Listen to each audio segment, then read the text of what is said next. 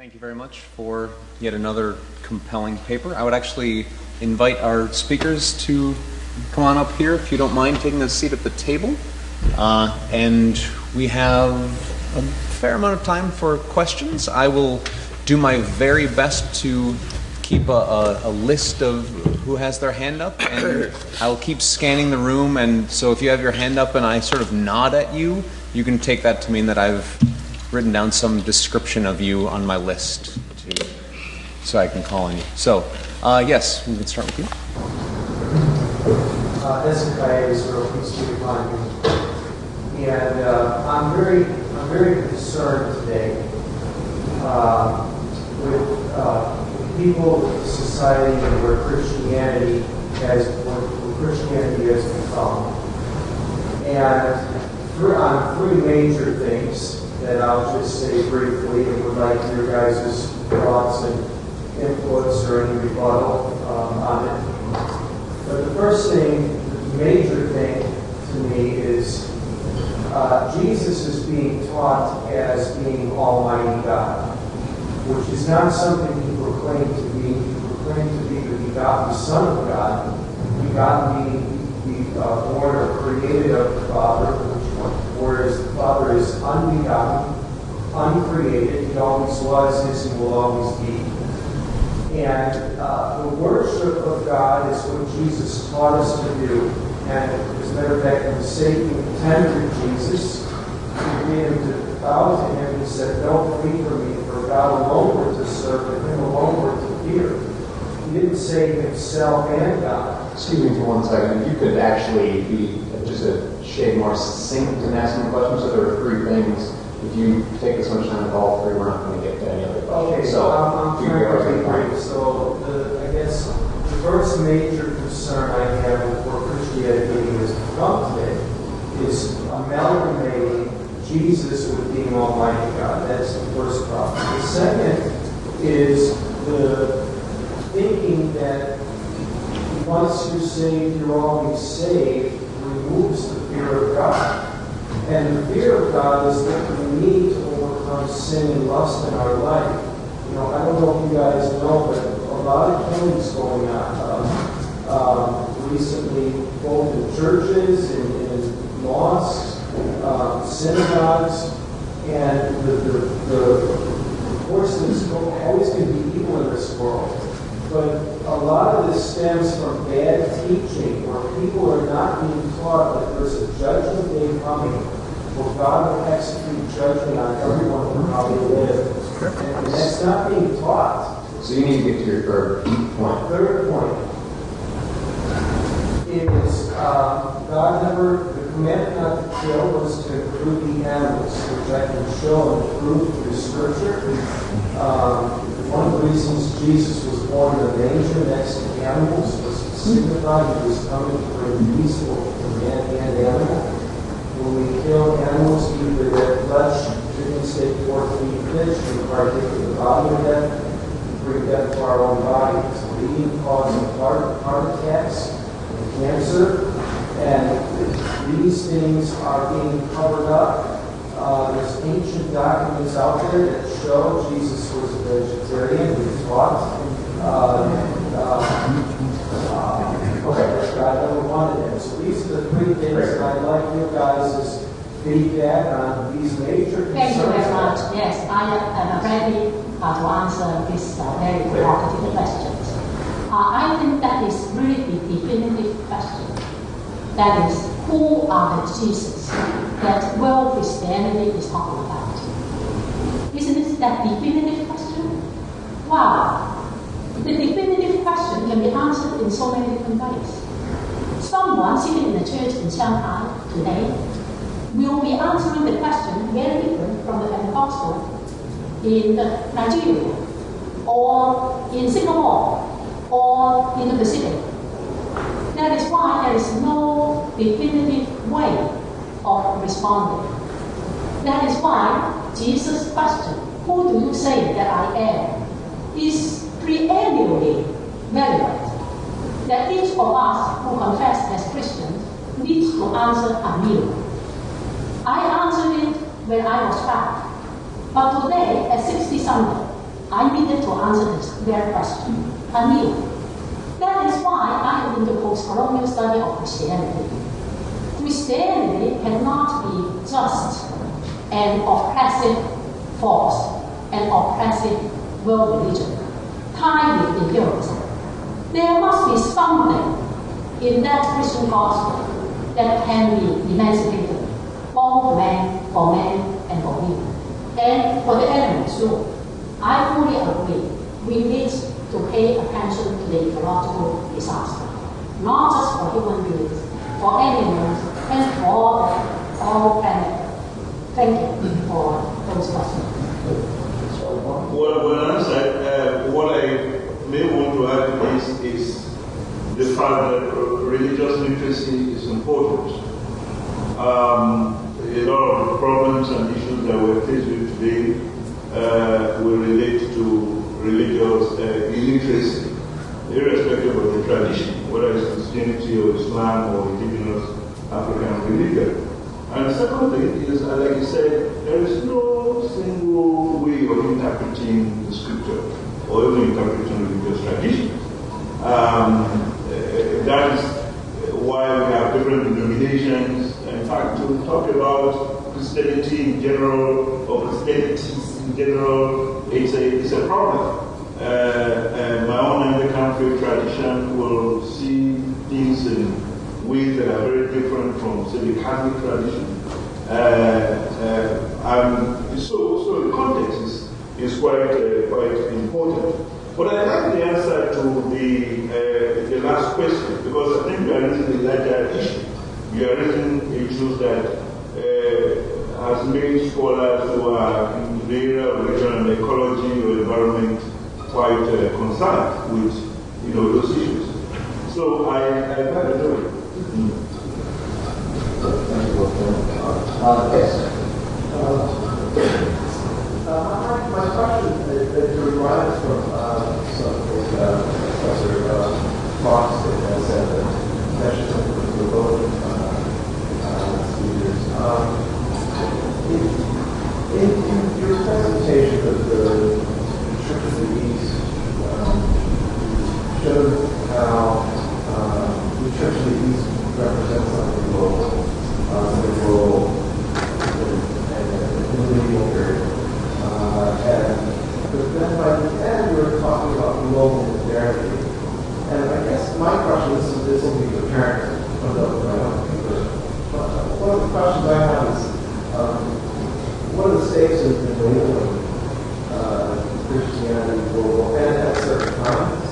In particular, is it possible that by global Christianity, when we say this, we're actually talking about, I don't know if modern Christianity, but we're talking about Christianity and heritage. Is that what global means here? And is that what global does for us? Yes. Thank you very much. Can I begin, and maybe you can join the conversation? I have written an essay in the book, Teaching Global Theologies, in which I then talk about different conceptualization of global, 4 different conceptualizations. But here in my presentation, I was challenging the way of conceptualizing the world. That is, Christianity was from the Mediterranean, and then it went strictly to the north, without looking at the east. And that was a skill for me, picture of the world in that particular time, especially when Christians along the Silk Road, they played a very significant role, and especially in the Persian Empire.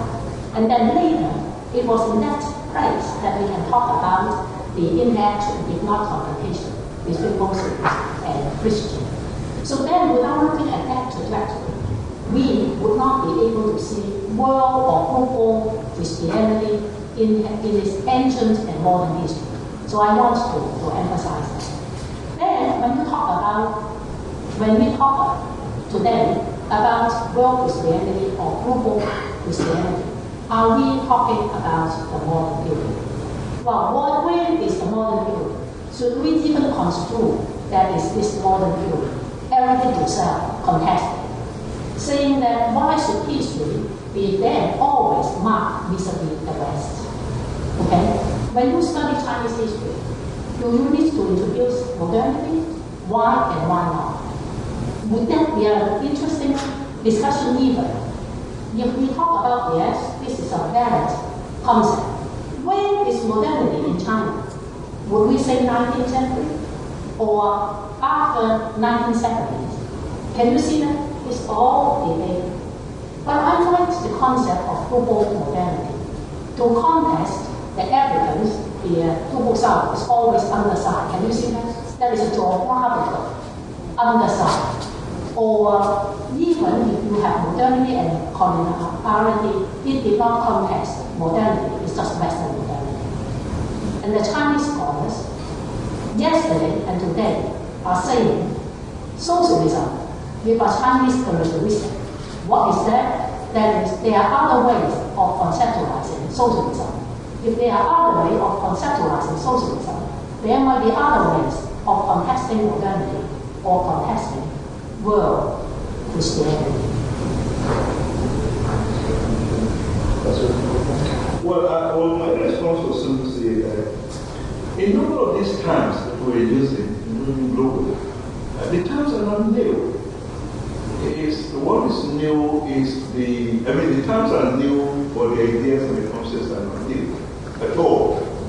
One way for me of interpreting the Pentecost experience at the beginning of that very critical stage was the call for conversion and the fact that we should go and make disciples of all men.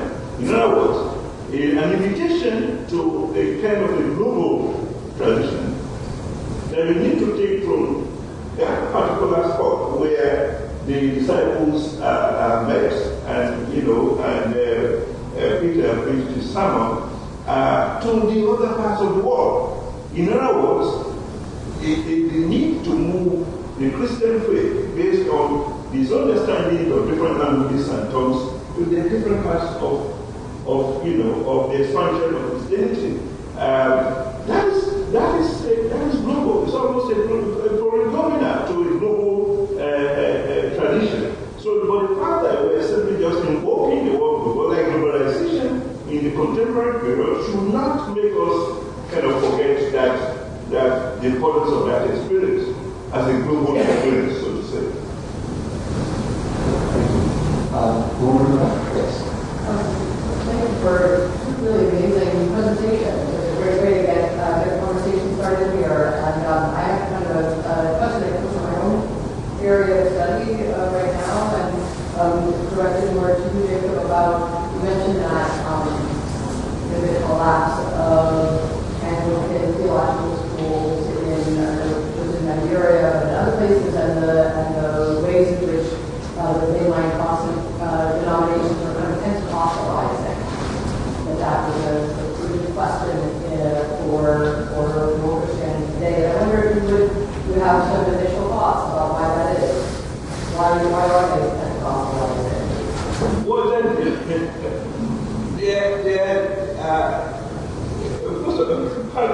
part of my issue, and I think the blessing I said was that I was born in the Christian, in the vicarage.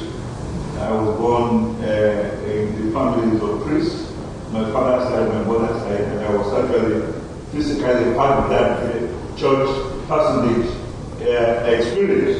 And I published a book called In My Father's Personage, the story of an Anglican family in Nigeria, where he talked about his work in different places and so.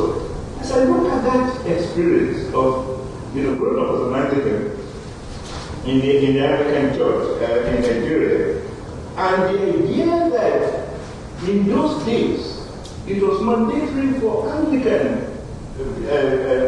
Anglican pastors, particularly when they become canon, to have the English experience. All my uncles, my father, my uncle, they all went to England. My father had a job at Bristol for 2 years. And Church of England also sent people to Nigeria. They were usually asked to be the bishop's chaplain. Some of them were responsible for designing the cathedrals, based on the fact that they had, a knowledge of architecture and so on and so forth. So there was a 1980s. If you fast forward now to the 90s and then the crisis at the Lambert Conference, people like us are not surprised at that. The question, the issue of polygamy we addressed much earlier. That was an issue at the Lambert in the 70s, 60s and 70s. When the church then decided, leave the Africans alone. They will sort it out among themselves. We mustn't take this to the council and vote on it. Because if we do that, given the fact that the northern church was much larger than the African church, at that time maybe there were just 3, 4 African bishops from Nigeria, and about 7 from the entire West Africa. They would have defected them and, and decreed polygamy. They didn't do that. So later on, everything changed. And then, that was the phase. It was a phase where the traditions, whether it was Methodists and Anglicans, followed a kind of a tradition that were highly overlapping. They were part of the global communion, the global Methodist, global Anglican, global Presbyterian. Now, you fast forward to 70s, and the new forms of Christianity that we now call the Pentecostal charismatic came on board. Responding to both local and global factors. Part of it is economics. Part of it will be a kind of a revolution that was similar to the revolution of the independent African churches, who were responding to new ways of being Christians in their own global context. Unfortunately, because they are gaining an upper hand, they are becoming, if you like, the state church. I once talked about the fact that if the president of Nigeria calls a meeting in Lagos, and the president and the GEO, the GO of the Redeemed Christian Church of God, the largest Pentecostal in Africa, calls for a similar meeting, more people will go to the Redeemed camp than the meetings of the president. In fact, the political parties will have to bribe people to come. Whereas the head of the Pentecostal charismatic church, Adeboye, will not need to bribe people to come to Redeemed camp to listen to him. So we are seeing a kind of a change, a new sort of dynamism that we have to be careful in explaining, not explaining purely in political and economic terms. Or a number of writings are saying that well, it is because Africans are poor, it's poverty, and so it is more than that. They are both the combinations of local and global factors. There is a book that talks about Pentecostalism among the Chinese, both in mainland China and also in Chinese American communities. It is called, I think, Global Chinese Pentecostalism. I think that will be very helpful. But recently, I heard Professor Harry Day from Princeton Theological Seminary, who talks about the origin of this Pentecostal kind of movement in Abusa school. And then talking about the role of black women, and then their prayers and their cultural expressions. And I was fascinated because then she emphasized the African American roots, or tracing back the African roots to that kind of worship and experience. And that is why I think that it is an embodied language. It is not just spoken, it is the body there. It is, I would say, an embodied cultural expression from the South. That is why now it is we embrace, or people welcome that kind of expression. And I think those kind of transcultural languages need to be taught and studied. And I am so grateful for your earlier work on women in India, and looking forward to your forthcoming research. Thank you very much. We have time for one more brief question. If nothing else, we'll move the conversation forward and do it justice. Yeah? Thank you very much. Thank you both for your persuasive papers, blind spots in the study of Christianity and your own ways forward in scholarship. And I'm wondering how these developments that you speak about translate into your teaching? To what do your students, in what ways do your students respond to or struggle with these paradigms you present, global modernity or polycentric theology on the one hand, the range of theoretical and methodological developments on the other, and what might you recommend to those of us who would attune our own teaching more closely to the state of things as they are? Okay, I will also add to your question, what have I learned as a teacher? When I first came back, I called it my second coming to America, and I designed a course to teach. And the students looked at it and said, Professor, we need to have a whole topic on sexuality. So we went back to the drawing board and designed that. Our students are pretty smart. They are very, very smart. And my own approach is to use multiple methods. Not only the traditional way of teaching as an African professor, but which of course will include interactive sections, but also making them to, if possible, go to some of those churches around Boston area. And when I was in California, around Sacramento, to observe as scholars, as I still believe in the old phenomenology approach, even though my colleagues have dropped it. But to kind of ethnographic, anthropologists to call it, to go there and observe, and then we'll come back to have that kind of conversation. The other part of it is, I do not run away from difficult questions. And sexuality, as most of you will know, is a major issue. But I have become a living figure between here and the African sector. And thank goodness, the Anglican reverends and bishops are still willing to listen to me, to have a conversation. Because of why? Because my father was a missionary. Let me just answer briefly. I think what we need is the decolonization of the mind.